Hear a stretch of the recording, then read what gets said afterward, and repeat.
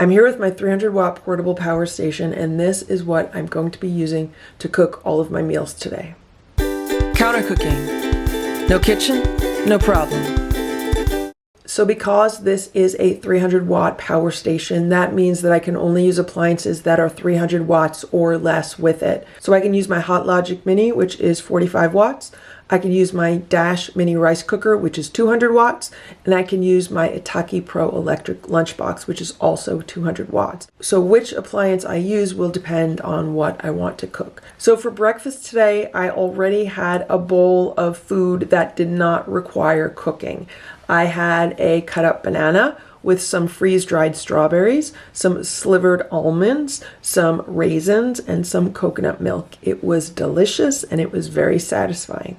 However, right now I would like a cup of hot tea. I think that would be nice. So to make that, I'm going to have to use my Dash Mini rice cooker because that is the only appliance that I have that is less than 300 watts that I can boil water with. So let me get that. I just plugged in the Dash Mini rice cooker, and I'm sorry for the flickering on the display, but that's just how the camera's picking it up.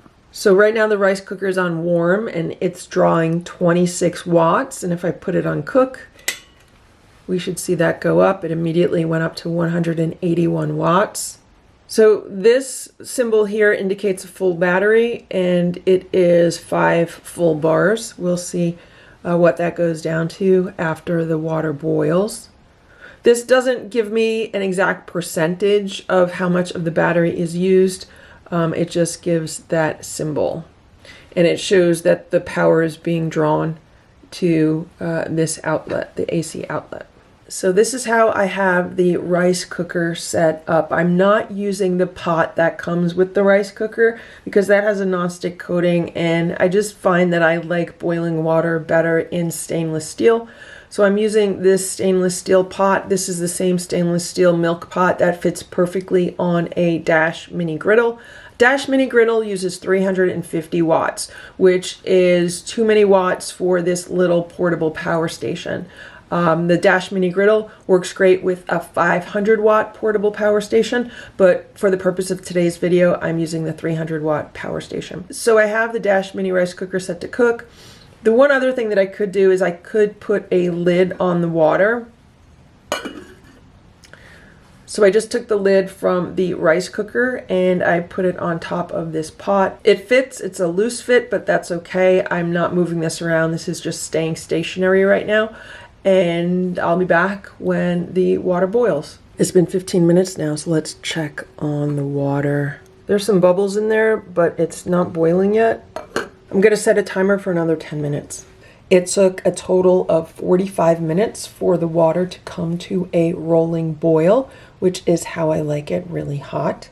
So if we do a quick calculation, this Dash Mini rice cooker uses 181 watts when it cooks, and if we multiply that by 0.75, because it took 45 minutes, so it took 3/4 of an hour, that means we used 136 watts to boil this water.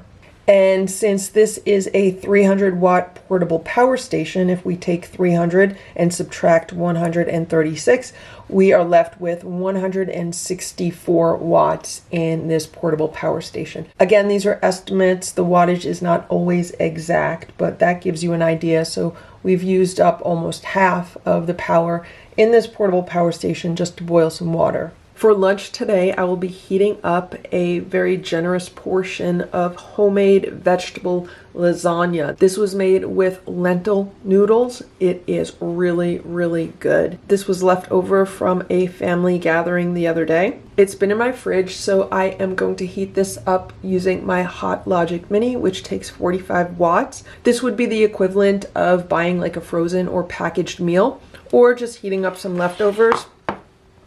And this is really a thick lasagna. It's very dense. It's been in the refrigerator, so it's going to take some time to heat up. And I really like my lasagna heated thoroughly. Sometimes I like to eat it cold, but I'm not in the mood for that today. I'm going to give this 2 hours in the Hot Logic Mini. Right now it's about 10 a.m. So I'm going to put this in the Hot Logic Mini, and I'll set a timer for 2 hours from now. So this will end up using about 90 watts. I just put it in my Hot Logic Mini and I'm going to zip it up. I plugged it into the power station and let's turn the power on. And let's see how many watts it's going to draw. I'm sorry for the flickering, that's just how the camera picks up the display. So right now it's cooking at 39 watts. So if this cooks for 2 hours, that means it'll use about 80 watts, which should leave us about 80 watts in this power station. Unless I hook this up to solar panels today to put more power into it. In the meanwhile, I'm snacking on some peanuts and raisins. These are the black maru raisins that I get from Imperfect Foods. These are the most snackable raisins. Normally, I don't like to eat raisins unless they're like mixed with peanuts or like mixed as part of like a recipe or something. But these, I could literally just eat these out of the bag. They're that good. The Hot Logic Mini has been cooking for 2 hours now, and the battery level indicator on the portable power bank is down to 2 bars from where it was before. So let's open this up and let's see if it's hot. It should be hot. It's been 2 hours. I apologize for the noise outside, but the landscapers showed up. It feels really hot. I'm just gonna grab some.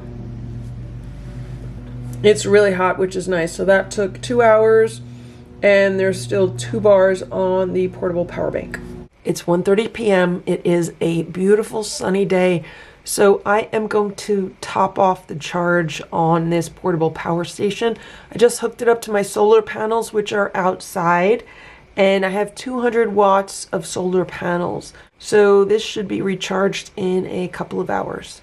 It's now about 5 p.m. and this is the portable power station. It was charging for about 3 hours this afternoon and we are back up to 5 bars. I don't know if it's fully charged or almost fully charged. It doesn't give me an exact percentage, but I am going to start cooking dinner now. I think I'm going to use my Itaki Pro electric lunchbox. Here is my Itaki Pro electric lunchbox, and I have some fresh green beans in it. I just cleaned and washed these green beans. So I'm going to cook these for a while in the Itaki pot. The way the Itaki pot cooks is by steaming food. So here on the bottom, I already have some water in it. It will heat up the water and the steam will rise and it will steam everything in this pot. After a while, I will then add the upper pot to this. Right now, it's a little bit too full with the green beans, but after those cook down a little bit, I'll add this upper pot, and then I'm probably going to be cooking some seafood in that. I have some frozen scallops, some frozen shrimp, and that's what I'll probably cook on top here. So right now I'm just going to put the top on this, and I'm going to turn the power on the power bank, and I'm going to press the power button on the Itaki Pro electric lunchbox. I'm going to set a timer for about 20 minutes, and then I'll be back to check on the green beans and to see if I want to put the seafood in at that time. So this Itaki Pro lunchbox is rated at about 200 watts, but right now it is pulling 244 watts, 247 watts, 240, 235, 230, 227. It's coming down now. Maybe it'll settle around 200. Sometimes small appliances will use more power at first to heat themselves up, to come up to cooking temperature, and then the power consumption will drop down a bit. So like right now it's at 210. Okay, so we'll be back. So it's been 20 minutes. Let's open this up and see what's going on here. So they've cooked down a little bit, but what's really surprising to me is we are back down to only 2 bars on this portable power station. It should not be that low because we've only been cooking for about 20 minutes. So I'm going to put the top on and I'm going to get my seafood. I'm cooking 4 large frozen scallops and 6 frozen shrimp. I believe these are jumbo shrimp. I put the top back on and I'm going to set a timer for about 10 minutes. So the Itaki pot is cooking at about 187 watts. So right now it's like just below 200. So while that's cooking, I am going to have a salad. This is a salad that I made yesterday and it's been in my fridge. So I'm going to have some of it now with a little bit of like a sesame dressing on it. Basically, it's just some tomatoes, cucumbers, red bell peppers, and black olives. And then I put the dressing on. It's been 10 minutes and we're still at 2 bars. Let's open this up. That's what's going on here. The seafood looks like it still needs a little bit more time. I'm going to shut this and I'll set another timer for another 10 minutes. So I've noticed that the fan on this portable power station is on now. And also we are down to 1 bar. So it's getting lower with regards to the amount of power that it has. Now it's back up to 2 bars, but it's flipping back and forth between 1 bar and 2 bar. Hopefully we'll be able to cook for another 10 minutes with it. It's been another 10 minutes, so let's open this up and let's see what's going on.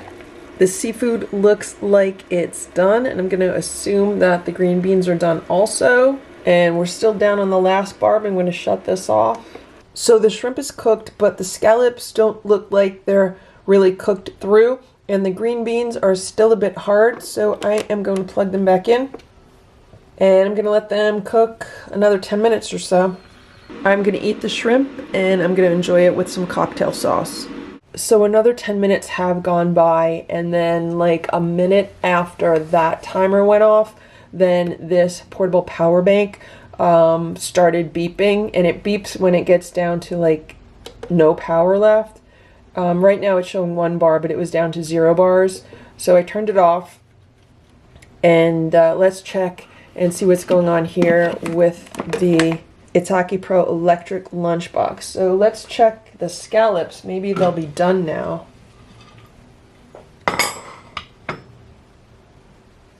So these look like they're done. They're completely opaque and cooked throughout, so that is good.